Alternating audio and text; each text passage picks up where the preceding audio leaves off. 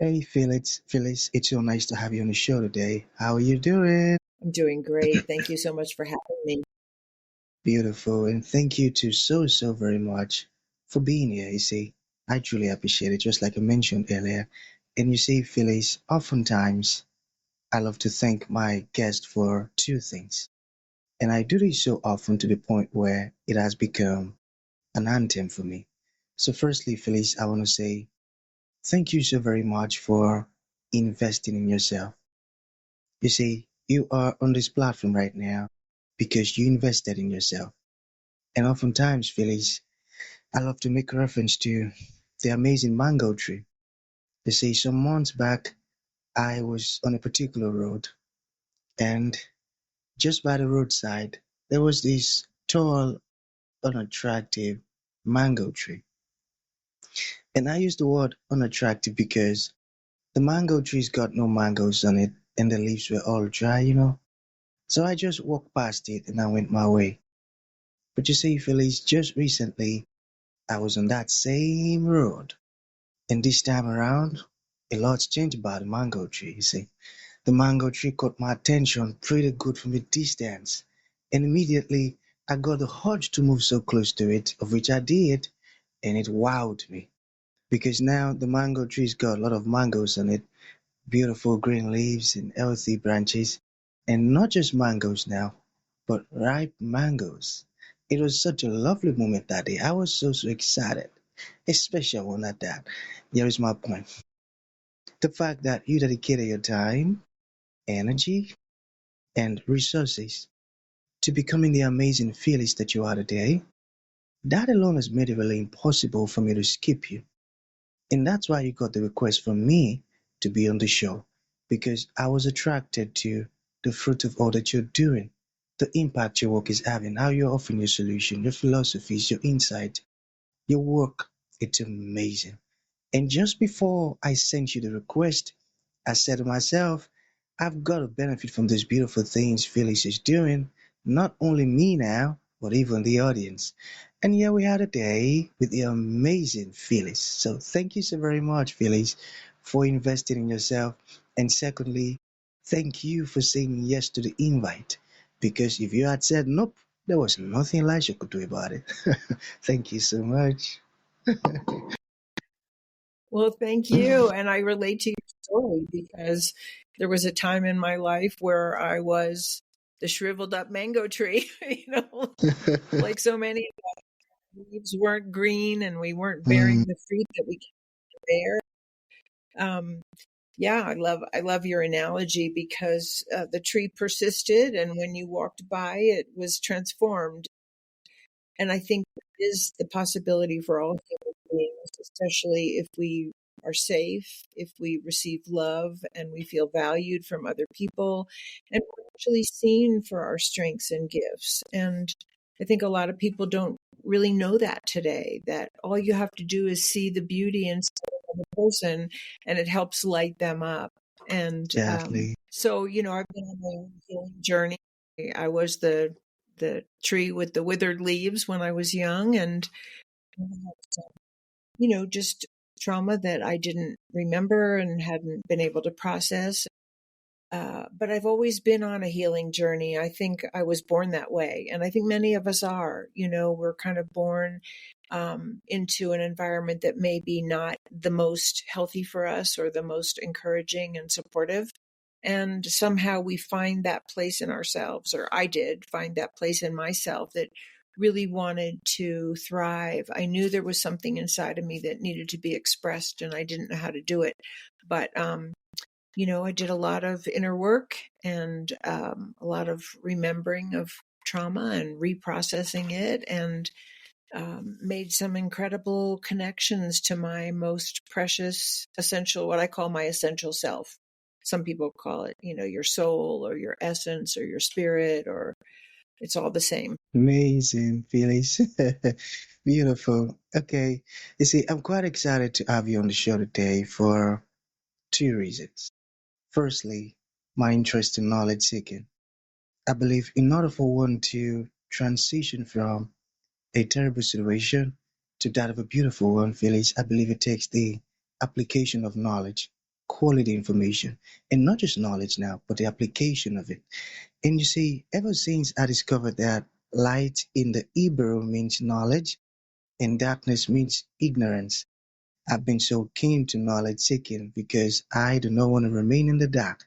So that's going to make our conversation today very, very important to me and even to the listeners. And the second reason why I'm excited to have the amazing Phyllis on the show is for the sake of the listeners. They say, Phyllis, we live in an age where information is as abundant as grains of sand. We've got lots of information flying out there. So these folks trust me for quality, eye-opening, and very important information, of which I am totally convinced that our conversation is going to be insightful and impactful. So for that reason, Phyllis, let's get started with your introduction. Talk to us about your personal or professional journey. Because right now we are so curious. We want to know how Phyllis got here. And afterwards, I've gotten some beautiful questions for you. Okay, Phyllis, Thank over to you. you. Yeah. And the personal and the professional are really totally combined. So, as I said, I've just been on a healing journey even before I knew that when I was young. I always loved writing, and I found writing to be the way that I really connected to my deepest self. I've kind of considered writing in a way my spiritual path. And I had that experience periodically when I was young, not consistently. And then when I was in my mid 30s, I went to therapy. I was at a really, really dark time in my life. I felt really lost and really alone, and was kind of in the middle of starting to remember some of what happened to me as a child. And I decided to go to therapy kind of as a last resort of not knowing what else to do. And it proved to be amazing. I began to remember what happened to me and reprocess some of the negativity that I had taken on, and really, really unearthed more and more of that essential self in me. Um, which is what I think the best therapy does, that it sort of peels back the layers of the negative things we've been taught about ourselves, or the dysfunctional coping mechanisms that we've taken on in our best effort to survive. Um, and it uncovers our beautiful self, which I believe everybody has underneath the layers of sometimes very poor conditioning, whether it's you're from your family of origin or your immediate community or even the world around you that's given you messages about yourself that are negative or unaffirming or even rejecting. So that's what I did. I went to therapy, and in the process of actually peeling back all those layers, I made a profound, even more profound connection to my spiritual self. And those two worlds really came together, psychology and spirituality, not really religion, but a connection to spirit, a connection to deep love and wisdom within myself. And the first two books I wrote were called A Light in the Darkness and Into the Fire. And those two books are really about my own personal journey and some of the messages I began to receive from a divine source. And then my latest book, which you can kind of see in the background, is called America in Therapy. And that was designed and is designed to really bring the best of what I learned. I became a psychotherapist out of my own experience and been a psychotherapist for over 30 years. And I wanted to bring some of those healing understandings and paradigms and skills and strategies and tools that we know in the best psychology and psychotherapy really do help people heal and help family systems heal and operate on a more loving, kind, cooperative, and peaceful dynamic. So that there you have it. Beautiful. And that's a great one you're doing. You see, with what you're doing now, you would have more healthy families in the world. And that's amazing. And therefore would have more effective leaders in the society because of what you're doing, due to the impact of what you're doing. That's amazing. I love it. So you mentioned family system. What makes a family system healthy or unhealthy? Can you talk to us about that?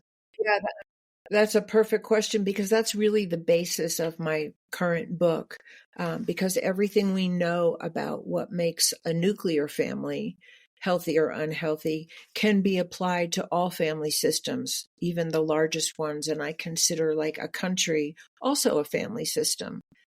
Because I think all groups operate, whether they know it or not, on some kind of family dynamic. And if it's not healthy, then many, many people are affected by the ill health of the larger family systems we live in. And that's really the point of my book, is how do we make the family of America healthy? Um, so some of the basic dynamics are in a healthy family. And again, nobody does this perfectly, because we all are doing the best we can with the conditioning we got. But in a healthy family, basically, people love each other. It's safe. You're not going to be physically assaulted or sexually assaulted or verbally assaulted or mentally, put down or berated. You're supported to be your best self. And there's healthy limits and boundaries. There's a sense of you're important as an individual, but you're not more important than any other individual or the whole. So there's this dynamic balance between the good of the individual and the good of other individuals and the good of the whole. And that's kept healthy for the most part by really good communication, that we can talk to each other, that it's safe to disagree, that we can have a divergent opinion or a different need than somebody else without being attacked. And so one of the biggest characteristics of a healthy family is a commitment to nonviolent conflict resolution and communication. Because if you feel like you can be attacked physically or verbally or sexually for who you are or what you express, then you're not safe, and the family's not safe, and the family, often these are the characteristics we see in abusive families, where there's intolerance of difference of opinions or different needs. There's no restraint on violence when there's conflict or disagreement. There's usually not good boundaries, a sense of like, this is my world, that's your world. I don't invade your world against your will. You don't invade my world against my will. There's a tolerance, and even there's an intolerance of diversity in an abusive family. And there's no commitment to actually even work it out. It's more in an abusive or a dysfunctional family, it's whoever has the power has the say, and everybody else either has to comply or is hurt for disagreeing. So those are some of the big qualities of healthy and unhealthy families. And you can see that in an abusive family, often certain people are targeted for the abuse, not necessarily everyone. It might be the girl, or it might be the boy. It might be the child who's failing in school. It might be the spouse who dares to disagree. So the abuser, and as I'm speaking, I hope people can hear this applies to any family system, even the largest family systems like our whole country. And I call that the family of America, because often the people in power are out of touch with the people that they have power over, and either are not aware of the impact that their actions are having on masses of people, or they really don't care about the impact they're having on masses of people. So abusive people tend to blame their victims for what they do to them. They justify their mistreatment of other people based on, well, she asked for it, so I assaulted her, or I beat him because he talked back, or he failed in school. And so that an abusive power tends to blame the people that it targets for what it does to them. And then it goes on to blame them for their symptoms. Well, you cried, so I hit you more. Stop crying. Or, you're a child who's mistreated at home will often not thrive in school, and then they're blamed for not thriving in school. Or the child who has become like someone who has hurt them and becomes a bully on the playground is then seen as a bad child, rather than a child calling for help and in need of help because they learned that bullying behavior somewhere. So that's an intro to a lot of what I talk about in my book, because I really am hoping that those dynamics will be understood on the largest as well as the smallest levels. Amazing, Phyllis. I tell you, this is very, very educated. And I found it very profound. You know why? Because if we can build a healthy family, we would also have a healthy community. If we have a healthy community, we'll have a healthy society. If we have a healthy society, we have a Yeah, and that's society. actually one of Yeah, Go ahead. Sorry, you're yeah, cutting out a little bit, so I'm having a hard that's time probably following my you. network. Mm. Can you still hear me? Can you hear me? I think maybe you froze. Okay, can you hear me now? My network went off. Okay. Yeah, because I can't hear you. Okay, how about now? I hear you now. Okay, so sorry about that. The network just went off. So if we have a healthy community, we would have a society of people who are healthy, and that way we would have a country, a nation of healthy people who wouldn't just act anyhow and behave anyhow. So all of this stuff still start from the family. And that's why I mentioned earlier that you are doing a great job with this, your solution, educating people and all of your tactics and your practical ways of your approach. It's amazing. So I've got another question. Are you still with me? I am. All right. So can spiritual practices support emotional healing? hmm Yeah, I mean, I think that's a great question. And I definitely think that spiritual practices can support emotional healing. I think that one of the things though that I have observed, over the years, I was in several spiritual groups when I was younger. And what I realized is that the spiritual practices can be wonderful, like meditation, reading, accounts of people's spiritual journeys for inspiration, and sort of knowing how other people did their healing process can be very inspiring and instructional. But we also tend to bring our unhealed wounds wherever we go. So I think it's important to really see the connection between psychology and spirituality. So a good example would be someone who grew up in a home with a very authoritative, punishing parent might be looking for a spiritual kind of orientation that has a very punishing, judgmental God. And then we've sort of mixed our psychology with our spirituality. So what I consider spirituality is a connection to our most beautiful, pure, divinely loving self. And it's not necessarily attached to any dogma. It might be attached to some beliefs about how to evolve our consciousness to become more loving and more wise and more more boundaried, more compassionate in our relationships with other people, more desirous of being of service to other people as well as ourselves. Um, and so what I would say for me is that I think the heart of how spirituality can really help us heal on an emotional level is if it contains an element of non-judgment and it really embodies a certain level of deep understanding with compassion, if that makes sense. Yeah, you did. I got that. I got that. So let's look at America, all right? Why is mental health a survival issue for America?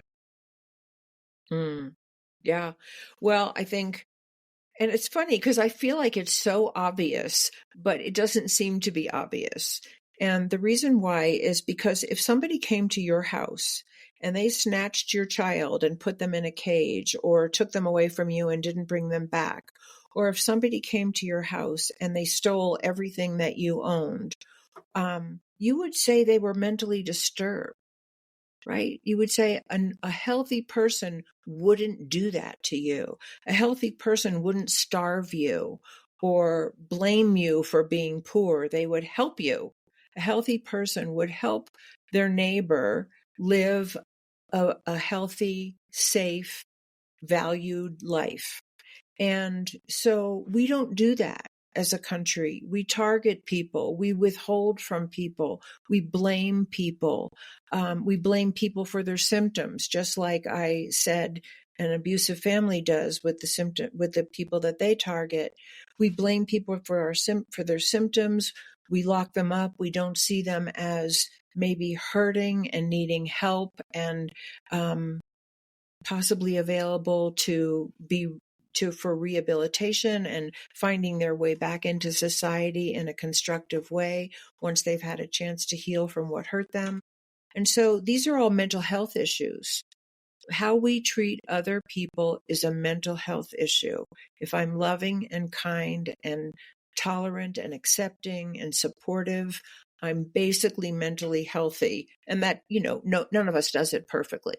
And I don't mean to say that we do, because we all have our blind spots and we all have things to learn. But if we look at our country, we're being sort of conditioned to believe that we're suffering from a huge ideological divide, partisan divide, red against blue against red, rather than if we were really healthy as a country, we would sit down at the table and listen to each other with respect, knowing that we may not agree, but committed to actually working out our differences for the well-being of everybody. Because that's actually what we expect of parents, right? Parents don't always agree, but we expect them not to hit each other, not to scream and yell or throw things or break things or stomp out of the house and never come back. We expect them to do their best to either work it out or leave each other in peace for the sake of themselves and their children.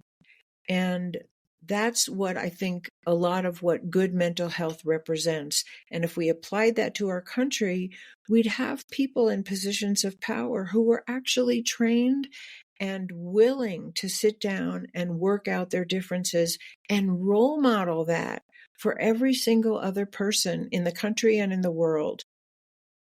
So that's why I call it a mental health issue. A round of applause for Phyllis, everyone. That was beautiful. Profound. I got that. That's a beautiful approach. You see, you need an appointment in the government, Phyllis. Maybe like special advisor to the president or something. That's a beautiful perspective, I tell you. I love that. I love that. So to bring this to an end, Phyllis, what would you like to leave the audience with, like a final thought? And to those folks who would like to reach out to you, get your books, Mhm. learn more about everything we've discussed, how can that be possible? Sure. There's so many final thoughts, but one is if you're hurting in any way, if you feel like you have things that you would like to heal from, reach out for help. Find someone to talk to, whether it's a therapist or, somebody else who you admire, who you think is living life in a way that you'd like to live it. Allow yourself to really invest in what you consider your talents and your callings. So many people have been conditioned to become something in life that they really don't want to be. Maybe they really want to be an artist or a musician, or they want to care for animals, or they want to do some kind of work with nature. Follow your basic, deepest impulses, because that's where your greatest gifts and contributions lie. And sometimes that's a source of healing. Just following your own creative impulses can be a source of healing, as well as any kind of therapy or spirituality or meditation. So give yourself the gift of your own healing, because the more healed people we have, or healing people we have in the world, the healthier our world is. And so your healing, even if it feels like it just belongs to you and affects nobody but you, it really doesn't. It affects everyone around you, and it's your greatest gift to the world around you to bring peace and love and cooperation to, what is sometimes a very hurting society that we live in. You can Really? find me on my web. Sorry, go ahead. Go ahead. Yeah, I just repeated what you said, that we live in. I got that. So your contact info for folks who would like to reach out to you or make a Sure. purchase of your books. Thank you. All my books you can look up my name on Amazon or Barnes and Noble or any major bookseller, and all my books, A Light in the Darkness, Into the Fire, and America in Therapy, are all available on Kindle and paperback. And if you go to my website, I have lots and lots of videos of talks that I've given. I have blogs of, things that I've written. You can contact me through my website. I'm happy to talk with anyone. If you sign up for my newsletter, you'll get my usually a bi-monthly newsletter, which I really try to fill with, interesting content and something that you can use. I'm on all the other social media, Facebook, LinkedIn, YouTube, Twitter, Substack. So you can find me everywhere, and I'm really happy to communicate with anybody who has a question or something to share. Beautiful. So that's going to be the end of the show, Phyllis. Thank you for coming and thank you for sharing this beautiful stuff with us. It means a whole lot. Thank you. Thank you. Thank you so much for having me.